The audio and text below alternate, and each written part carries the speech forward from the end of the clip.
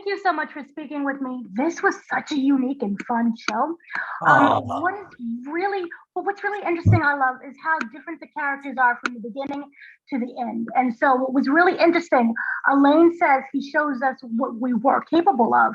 And so, I was wondering, Elaine and Craig take two different paths. One becomes more suspicious, untrustworthy, while one becomes more ambitious. I was wondering, was that the nature of the character the entire time, or was it the arrival of Craig that really pulled that in? I think with so sorry. I mean, maybe you guys aren't. I'm having a hard time hearing the your audio. Are you guys able to hear it? I could hear it. Okay, it just cut up for me. Maybe it's my internet. Hold on 1 second. So I missed the question. Can The question was basically saying with Craig's arrival. Okay, that's better. Wait, sorry, say again. With Craig's arrival, it shows how Elaine and everyone is kind of different from the first episode to the last episode. Yeah. And with the arrival of the character, I was wondering, one becomes more ambitious, one becomes more suspicious and untrustworthy. Was that always the nature of the character, or was it through that arrival that really pulled it out of them with these characteristics? Yeah, I think with the arrival of Patoff, I think that the environment of Compware gets turned upside down. And I think that everybody was kind of at this homeostasis and was so used to the work environment being a certain way. And then it just turned into this kind of Lord of the Flies work environment that started bleeding into people's personal lives and really challenging us all, and kind of, I think, getting to the root of maybe our basic human instinct of, certain things. And so that was a really fun thing to do for all of us. Yeah, I think it was totally in the DNA of those characters, but it took Patoff to just spark, to light the spark. Right. So what's also interesting for the character of Patty, Craig sacrifices a lot for Patty. And so I was wondering, what does Patty kind of sacrifice for Craig? That's a good question. I think that Patty she's got her blinders on. I think she's on a path.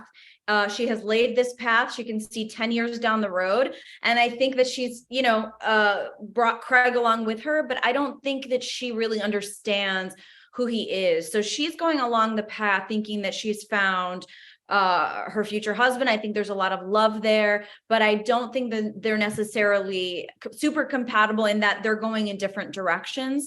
So I think as far as Patty goes, I think if you were to ask her, I think she would say that she's extraordinarily loyal. She's very patient with him because she wants him to grow up. She wants him to take control. She wants him to be an adult. Her version of that, of course. And I think that she is sort of missing the forest for the trees. I think that she sort of sees the shadow of a person that she wants, but doesn't really see the person that's there. So yeah, I would say that they're just, even though they love each other, I think they're a little bit mismatched. And I think that Craig maybe finds that too, as he's doing these sacrifices, as he's converting to Catholicism and doing all of these things. You sort of realize, like, wait, this isn't who I am. What am I doing with someone who doesn't really know who I am? So for all three, I was wondering, at the end, no spoilers or anything, but do you feel that the characters needed Patoff in terms of recognizing their true paths, how the relationships kind of interlock with each other? Yeah, maybe. I think that's like today was the first time where people have brought up that question. And I think, sometimes you have storms that come in your life, and through the madness of it, you do find that one thing that you've been looking for, even if everything else is in disarray. Like if your house is in disarray, but you found that one thing that you've been missing for so long, you're like, oh my gosh, it's kind of, I feel like that, like a tornado just ran through. And then we're like, oh my gosh, I found that diamond ring my grandmother passed on generations, and now I'm connected. I don't know, but that was probably a really long, strange analogy. But my friend just texted me this quote that I feel like totally works. It's a Leo Tolstoy quote. It says, "Once we're thrown off our habitual paths, we think all is lost, but it's only here that the new and the good begins."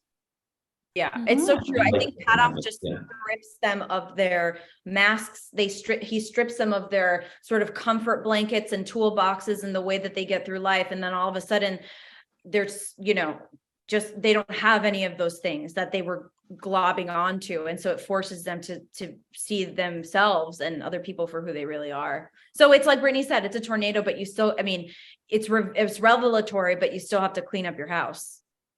Right. Thank you, all three of you, for speaking to me. Again, love the show. Thank you so much. Yay. Thank you.